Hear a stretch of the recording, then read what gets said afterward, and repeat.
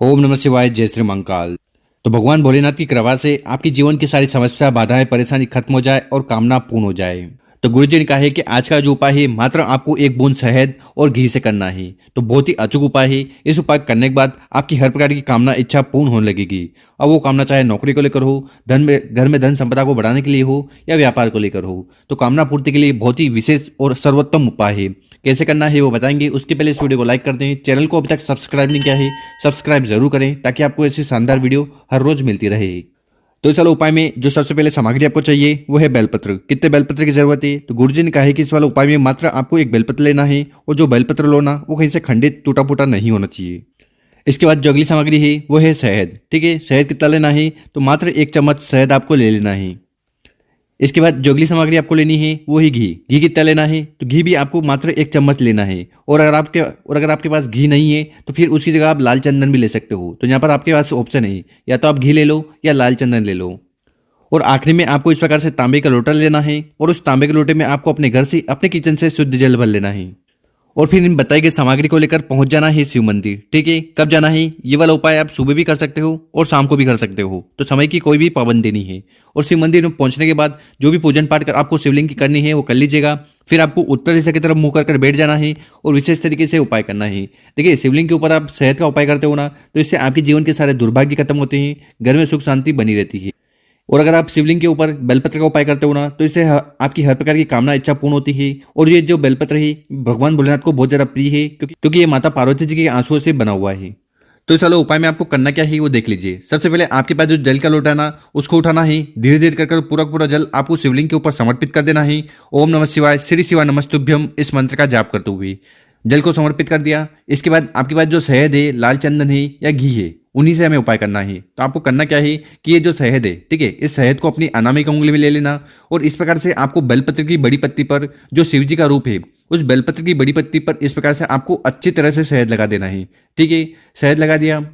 और नीचे वाली पत्ती पर अगर आपके पास घी है तो घी लगा सकते हो, या लाल चंदन है तो लाल चंदन लगा सकते हो। तो इस प्रकार से आपको ऊपर वाली पत्ती पर शहद लगा देना है और नीचे वाली पत्ती पर इस प्रकार से अच्छी तरह से लाल चंदन लगा देना है।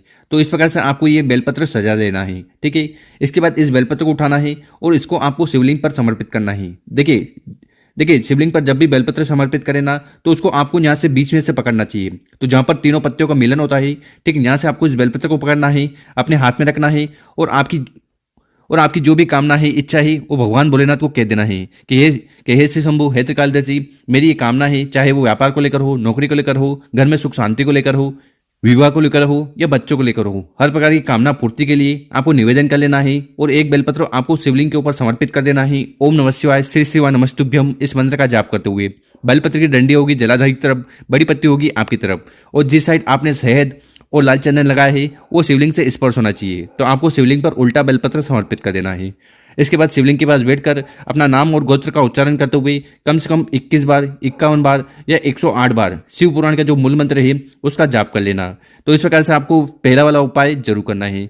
गुरुजी ने कहा कि इस उपाय करने के बाद भगवान भोलेनाथ की कृपा से आपकी हर प्रकार की कामना, इच्छा पूर्ण होने लगेगी। अब जानते हैं गुरुजी द्वारा बताया गया दूसरा उपाय। विशेषकर ये उपाय आपके जीवन की सारी समस्या खत्म करेगा, साथ ही साथ जो दिल की बात है, कामना है, उन्हें भी पूर्ण करेगा। तो इस वाले उपाय में फिर से आपको इस प्रकार से मात्र एक बेलपत्र लेना है और जब भी बेलपत्र लो ना, वो कहीं से खंडित नहीं होना चाहिए।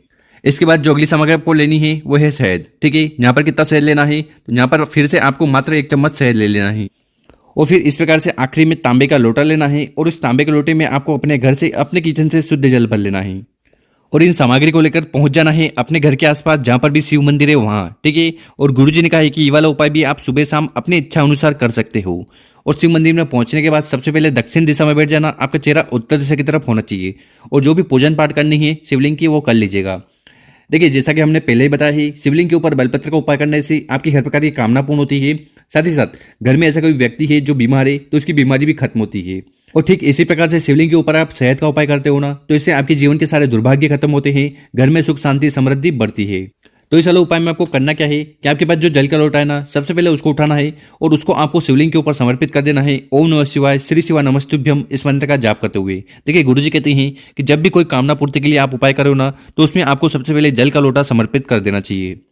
तो इस प्रकार से आपको जल चढ़ा देना है। इसके बाद ये जो शहद है, ठीक है, इस शहद को वापस से आपको अपनी अनामिका उंगली में लेना है और यहाँ पर आपको शहद लगा देना है। शहद कहाँ लगाना है, देखिए यहाँ पर आपको इस वाले उपाय में शहद आपको तीनों पत्तियों पर अच्छी तरह से लगा देना है, ठीक है। तो इस प्रकार से आपको शहद से पत्ती को रंग देना है, अच्छी तरह से शहद का लेपन कर देना है। शहद का लेपन होने के बाद इस बेलपत्र को उठाना है, अपने हाथ में रखना है और विशेषकर आपको माता पार्वती जी से कामना करना है कि हे माता, हमारे जीवन में जो भी दुख परेशानी समस्या है उन्हें खत्म करें। साथ ही साथ भगवान भोलेनाथ से प्रार्थना करना है कि आपकी जो भी कामना है वो पूर्ण हो जाए। ऐसी प्रार्थना करते हुए वो एक बेलपत्र आपको शिवलिंग के ऊपर समर्पित कर देना है। ओम नमः शिवाय, श्री शिवा नमस्तुभ्यम, इस मंत्र का जाप करते हुए। तो इस प्रकार से आपको दूसरा वाला उपाय जरूर करना है। इसके बाद शिवलिंग के पास बैठ जाना, विशेषकर आपको माता पार्वती जी और भगवान भोलेनाथ से प्रार्थना करना है कि आपके जीवन में जो भी दुख परेशानी समस्या है उन्हें तो खत्म करें। साथ ही साथ आपकी कोई सी कामना है, चाहे वो धन संपदा को लेकर हो, व्यापार में नौकरी में वृद्धि को लेकर हो, जीवन में सुख शांति को लेकर हो, विवाह को संपन्न करने के लिए हो, या बच्चों से जुड़ी कोई कामना हो, तो हर प्रकार की कामना पूर्ति के लिए आपको निवेदन कर लेना है और विशेष तरीके से उपाय करना है। गुरु जी कहते हैं कि इस उपाय करने के बाद भगवान भोलेनाथ, माता पार्वती जी की कृपा से आपके जीवन के सारे दुख पर समस्या खत्म होगी। साथ ही साथ जो कामना है, इच्छा है, वो भी पूर्ण होने लगेगी। तो गुरु जी द्वारा बताया गया बहुत ही अचूक और विशेष उपाय है, कर जरूर देखेगा। और अगर आपको वीडियो 1% भी अच्छी लगी हो ना, तो इस वीडियो को 5 लोगों के साथ व्हाट्सएप पर जरूर शेयर करें और उन लोगों की मदद करें। ओम नमः शिवाय।